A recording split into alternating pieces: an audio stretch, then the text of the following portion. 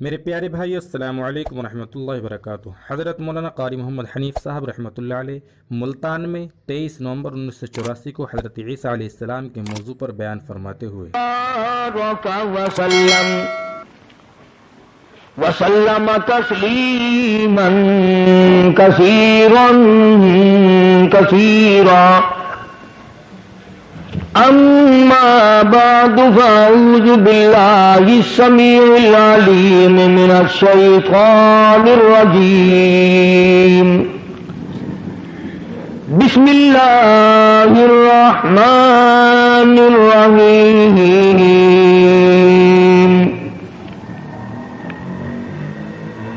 وَاذْكُرْ فِي الْكِتَابِ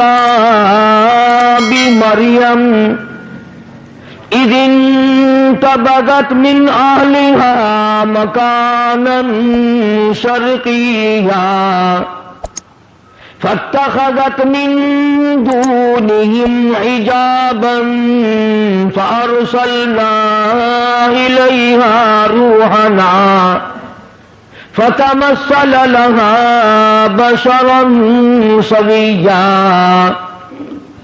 قالت إني أعوذ بالرحمن منك إن كنت تقيا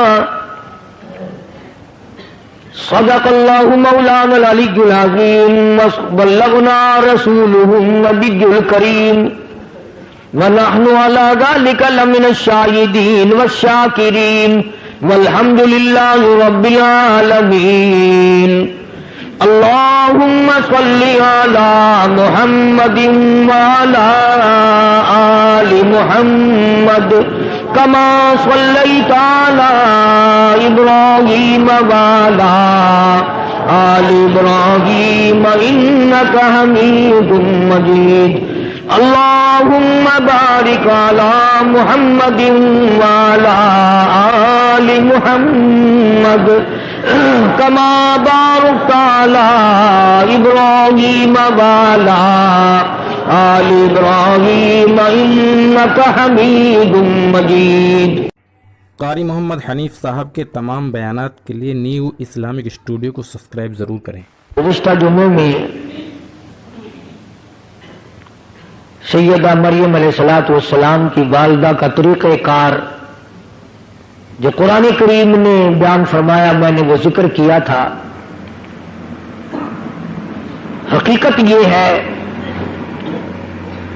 آج اس زمانے میں، اس دور میں، اس وقت میں یہ باتیں بڑی خشک لگتی ہیں، تلخ لگتی ہیں، کڑوی لگتی ہیں۔ میں باوضو بیٹھا ہوں مسجد میں منبر پہ، قسم کھاتا ہوں کہ میں نے اپنی طرف سے کچھ نہ ملایا تھا اور نہ آج ملانے کا کوئی پروگرام اور ارادہ۔ مجھے کیا غرض پڑی؟ پر ایک بات ہے، اپنے آپ خود بھی فیصلہ کرو، جس کو خدا کی ذات کڑوی لگتی ہے اسے دنیا میں زندہ رہنے کا حق حاصل ہے؟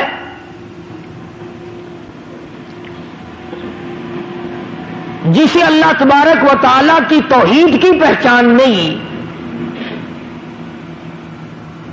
اسے یہ معلوم نہیں کہ وہ خدا ایک ہے، دو ہیں، تین ہیں، سینکڑوں ہیں، ہزاروں ہیں، کتنے خدا ہیں، وہ بھی اپنے آپ کو مسلمان کہلاتا ہے۔ حدیث پاک میں آتا ہے، توجہ کر کے سمجھو، کام آئے گی، اور اگر یہاں نہیں آئے گی تو قبر میں تو انشاءاللہ ضرور یہ بات یاد آئے گی۔ یاد آنے کی بھی دو وجہ ہیں۔ وہ ایک آدمی بھوکا تھا، اس کے دوست کے پاس روٹی آ گئی، وہ کہنے لگا یار مجھے بھی ساتھ کھلا لے، تجھے یاد رکھوں گا کہ بھوک میں میرے دوست نے روٹی کھلائی تھی۔ کہنے لگا اگر یادگیری والا ہی مسئلہ ہے نا تو یوں زیادہ یاد رکھے گا تو مانگی تھی پھر بھی نہیں دی۔ تو میری باتیں تمہیں یا تو قبر میں یاد آئیں گی اس وجہ سے کہ جنت مل جائے گی، یا پھر یوں یاد آئیں گی کہ وہ کتنا کہا کرتا تھا اے کاش ہم مان جاتے تو یہ عذاب نہ آتا۔ دونوں باتوں میں سے ایک ضرور ہوگی۔ خدا وہ وحدہ لا شریک ہے،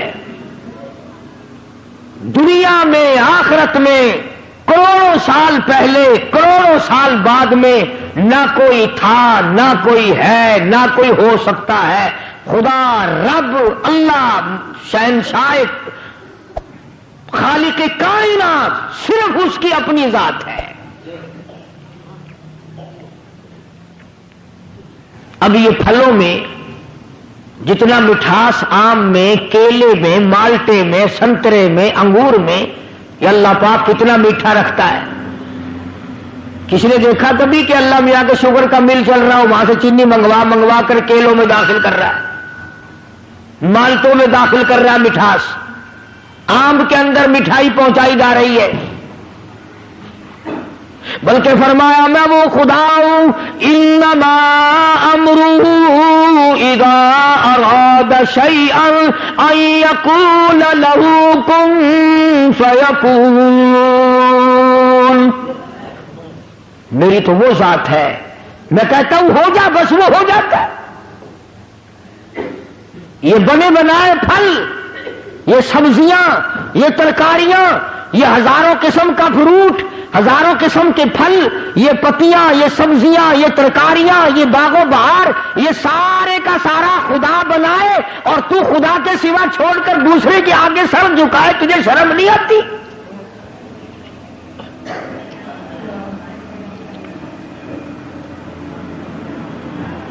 اللہ پاک نے ایک بات کہہ دی، فرمایا میرے بندے یہ آنکھ تیری، یہ ناک تیرا، یہ زبان تیری، یہ ہاتھ تیرے، یہ پیر تیرا، یہ سب کچھ تیرا. یہ تیرا سر جو ہے یہ لگا تو میں نے تیرے اوپر دیا، پر یہ سر ہے میرا، میری چوکھٹ کے لیے ہے.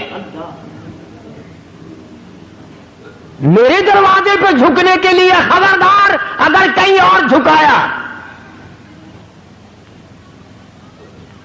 حضرات صحابہ کرام رضوان اللہ تعالی علیہم اجمعین نے جناب محمد عربی صلی اللہ علیہ وسلم کی خدمت عالیہ میں عرض کیا یا رسول اللہ صلی اللہ تعالی علیہ وسلم، قیصر و کسریٰ کی بادشاہوں کو لوگ سجدے کرتے ہیں، بڑے بڑے لوگ اکرام کرتے ہیں، جھک جھک کر سلام کرتے ہیں، آپ کی تو وہ پیروں کی خاک کے برابر بھی نہیں. ہم آپ کو یوں ہی سلام کریں، ہم آپ کو سجدے کیا کریں، ہمارا دل چاہتا ہے.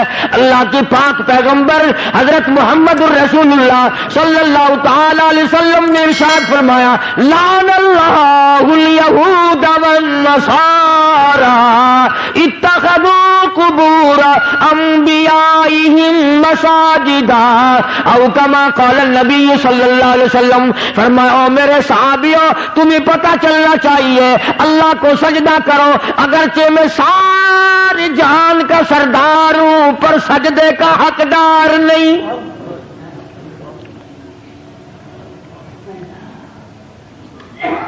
تمہارے سامنے رات کو دن میں صبح شام فرض نماز میں نفل نماز میں تراویح کی نماز میں وتر کی نماز میں عید کی نماز میں جمعے کی نماز میں اور تمہارے سامنے میں اس معبود حقیقی کے دروازے پہ سر جھکاتا ہوں، تم بھی وہاں جھکاؤ.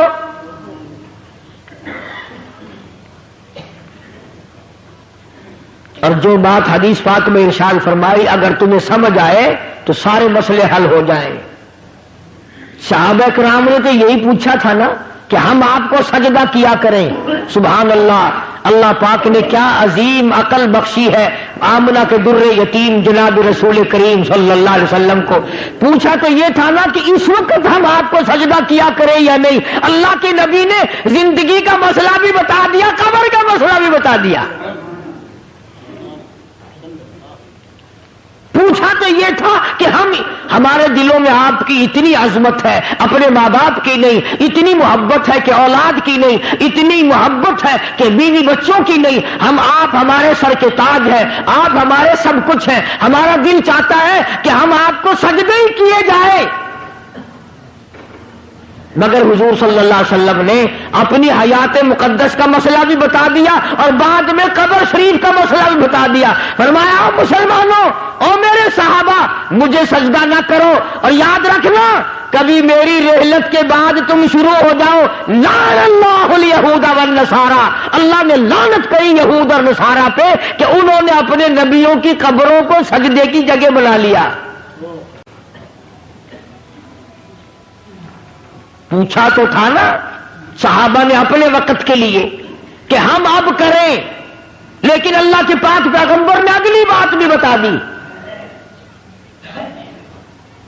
اب یہ دو باتیں تو تھی بتانے والی۔ صحابہ کرام نے جب سجدے کا سوال کیا تو بتانا ضروری تھا کہ سجدہ کرو یا نہ کرو۔ آپ نے اتنا بتایا کہ اب بھی نہ کرو اور میری وفات کے بعد میری قبر کو بھی نہ کرنا، تو مسئلہ تو ختم ہو جانا چاہیے تھا نا۔ مگر کمال کر دیا محمد عربی صلی اللہ تعالی علیہ وسلم نے۔ صحابہ نے سوال کیا، جواب آپ نے دے دیا، زندگی کا بھی جواب دے دیا، وفات کے بعد کا بھی جواب دے دیا۔ اس کے بعد اللہ کی پاک حضور میں جھولی پھیلا دی۔ اللہ کے پاک پیغمبر نے شہنشاہ کائنات حضرت محمد الرسول اللہ صلی اللہ تعالی علیہ وسلم نے اللہ پاک کی حضور میں جھولی پھیلا دی، دعا بھی مانگ دی، اللہم لا تجعل قبری اصنام۔ صحابہ نے یہ سوال تو نہیں کیا تھا، صحابہ نے حضور کریم صلی اللہ علیہ وسلم سے یہ تو نہیں پوچھا تھا، مگر اللہ کا نبی شرک سے اتنا بیزار ہے، اتنا بیزار ہے، اور زندگی کا مسئلہ بھی بتا دیا اپنے بارے میں اور سارے جہان کے بارے میں، اور قبر شریف کا مسئلہ بتا دیا۔ اس کے بعد دعا مانگی، اللہم لا تجعل قبری، او میرے رب میری قبر کو، میرے مزار کو پوجا پاٹ سے بچانا۔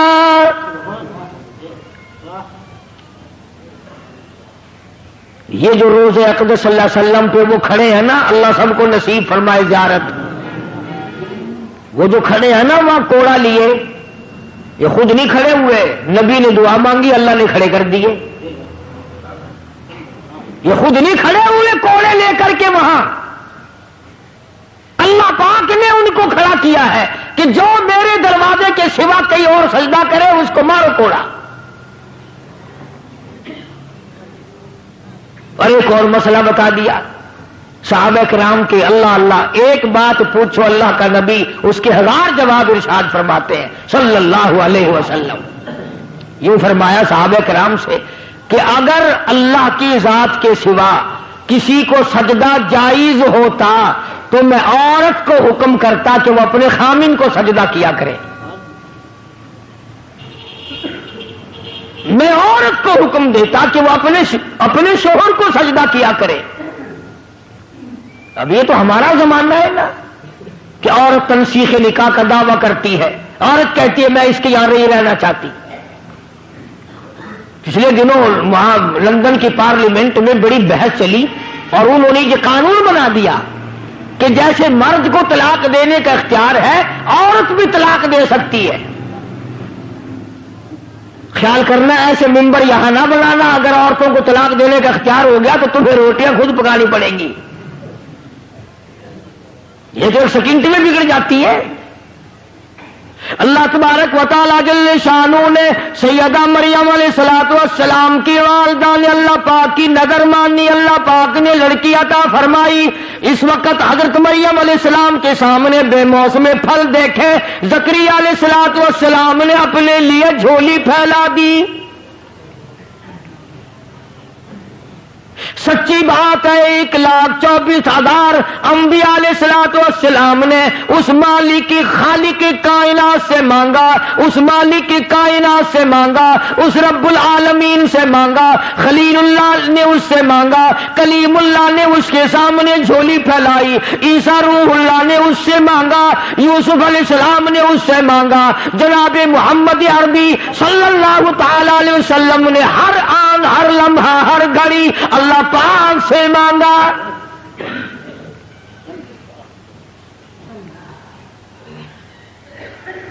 نفحۃ الیمن ایک عربی کی ادب کی کتاب ہے، ہمارے عربی مدارس میں وہ پڑھائی جاتی ہے عربی محاورہ کرانے کے لیے۔ اس میں ہم نے بچپن میں ایک واقعہ پڑھا تھا کہ ایک عابد تھا اللہ اللہ کرنے والا، پہاڑ کی غار میں رہتا تھا، اللہ پاک اپنے فضل سے اس کو جنت سے یا اپنی رحمت سے کہاں سے اس کو کھانا پہنچاتا تھا، وہ وہیں بیٹھا بیٹھا کھاتا تھا اور اللہ اللہ کرتا تھا۔ اب تم کہو گے جی کیسے آ سکتا ہے کھانا؟ بنی اسرائیل کے پاس بنا بنایا دیسی گھی کا حلوہ نہیں آتا تھا؟ تم تو آج ڈالتے کہ حلوے پہ ختم دلواتے ہو نا۔ موسیٰ علیہ الصلوۃ والسلام کی جو قوم تھی اس کو پکا پکایا دیسی گھی کا حلوہ آسمان سے آتا تھا، اور ہم تو کٹڑے کا گوشت کھا کھا کے مر گئے نا، ان کو پرندے بھنے بنائے ملتے تھے۔ تو جو خدا پوری قوم کو یوں دے سکتا ہے وہ ایک آدمی کو نہیں دے سکتا۔ اب کئیوں کے دل میں سوال ہو رہا ہوگا کہ جی کوئی دعا مانگو، آج کل اگر ایسا سلسلہ شروع ہو جائے تو بڑی موج، پکا پکایا تھال بھرا ہوا حلوہ ہے، پرندوں کا بھنا بھلایا گوشت آئے، سبحان اللہ، کھاؤ ڈکار ماری ہو گئے۔ اللہ نے جن کو وہ کھلایا تھا پتہ انہوں نے کتنی ناشکری کی۔ موسیٰ علیہ السلام کی خدمت میں جا کے حاضر ہو گئی ساری قوم۔ وَإِذْ قُلْتُمْ يَا مُوسَىٰ لَن نَّصْبِرَ عَلَىٰ طَعَامٍ وَاحِدٍ فَادْعُ لَنَا رَبَّكَ۔ ساری قوم جا کے کہنے لگی او موسیٰ علیہ السلام بات سن، ہم ہر روز حلوہ کھاتے کھاتے تھک گئے،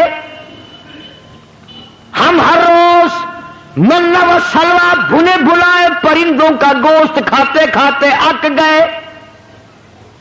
لن نصبر علی طعام واحد فادع لنا ربک۔ یہ ساری قوم آئی ہے، دعا مانگ اللہ سے۔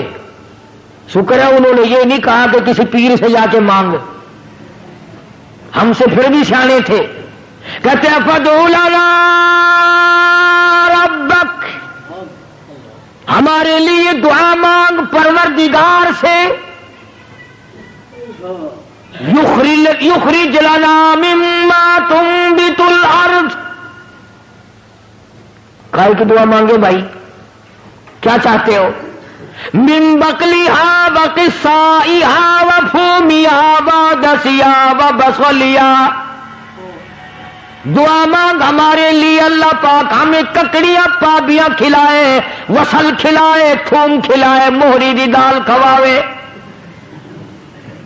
ترجمہ کر رہا ہوں، ترجمہ آیتوں کا یقین کرو، ایمانداری سے ترجمہ کر رہا ہوں۔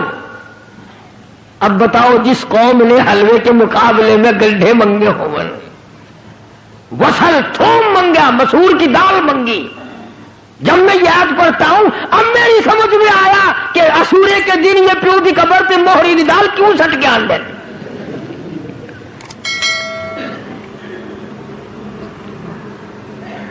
موسیٰ علیہ السلام سے جا کے مطالبہ کیا اور یہ چیزیں مانگی، من بقلیہا وقصائہا وفومہا ودسیہا وبصلیہا، ککڑی، پابیاں، خربوزے، پتی، وصل، گنڈھے، تھوم، دال بھی منگی تو مسریاں دی۔ اللہ کا نبی تو آگو بڑا سیانا ہی نا، آواز دی قال اتستبدلون الذی هو ادنی بالذی هو خیر۔ موسیٰ علیہ السلام نے فرمایا او کملو، او بے عقلو، کیا مانگ رہے ہو؟ ہمیشہ کے لیے بند ہو جائے گا۔ انہوں نے کہا جی تو ہمیشہ ہی واسطے بند کرا چھڑ۔ خرمستی انہاں کی تھی، رگڑا ساں کو لگ گیا۔ میں تو آج موج نہ کروں گا۔ ہوں جیڑا حاجی، جیڑا شیخ، جیڑا چودھری ایک دن ختم دی روٹی ساں کو کھوانے، وہ ساری عمرہ واسطے ساں کو اپنا غلام نہیں سمجھتا۔ اللہ پاک جل شانہ نے تبھی تو ارشاد فرما دیا لوگوں اپنے آپ کو سنبھالو، بچاؤ۔ محمد عربی صلی اللہ تعالی علیہ وسلم کی ذات اقدس سے سوال ایک کیا گیا، جواب کئی ارشاد فرما دیے بھلائی کے لیے۔ اپنی قبر کی حفاظت کے لیے دعا بھی مانگی. چنانچہ ارشاد گرامی ہے دجال ساری دنیا میں پھرے گا. حضور نے فرمایا صلی اللہ علیہ وسلم میرے مدینے میں دجال داخل نہیں ہو سکے گا. طاعون کی بیماری میرے مدینے میں داخل نہیں ہو سکتی. ہر آن ہر گھڑی ہر لمحہ فرشتوں کی حفاظت ہوتی ہے مدینے پاک میں صلی اللہ علیہ وسلم. سیدہ مریم علیہ السلام کی والدہ نے دعا مانگی. مریم پیدا ہوئی تو بیت المقدس میں چھوڑ دی. وہاں کھڑے کھڑے زکریا علیہ السلام نے جھولی پھیلا دی. اللہ پاک نے اولاد دے دی. فرمایا میرے زکریا گھبرانا یا خذ الکتاب بقوہ، میں نے تجھے بیٹا دیا جس کا نام بھی ہم رکھتے ہیں یحییٰ علیہ السلام.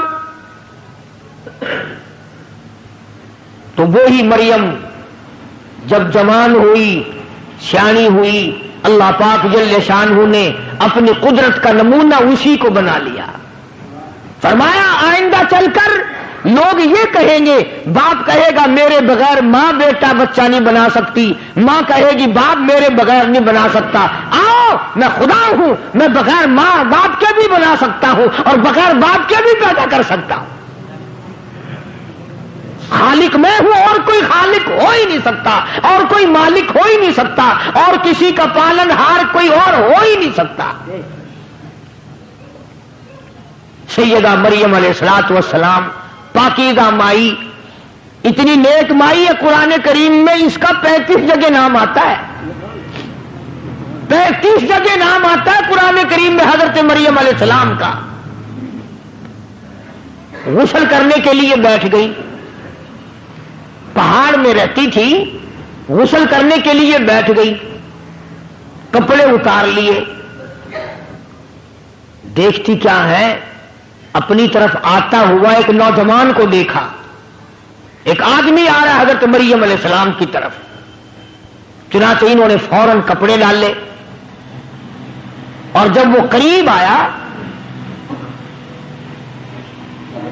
جب وہ مرد قریب آیا حضرت مریم علیہ السلام کے، ترجمہ کر رہا ہوں آیتوں کا، فرمایا او میری نبی حضرت محمد کریم صلی اللہ تعالی علیہ وسلم، زبان تیری ہو کلام میرا ہو، قرآن کریم میں سیدہ مریم کے واقعے کا ذکر کرو.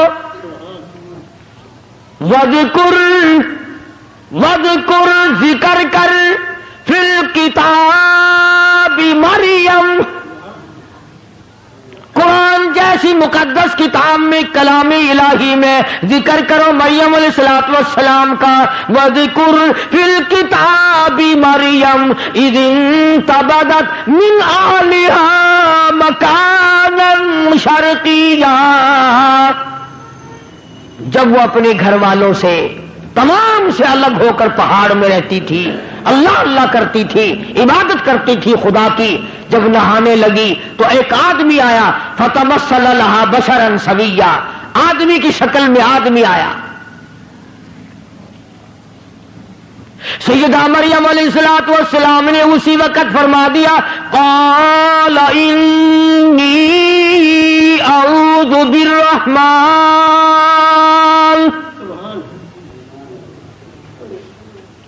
او آنے والے، او انسان، او آدمی، او مرد، میں تجھ سے اللہ کی پناہ چاہتی ہوں.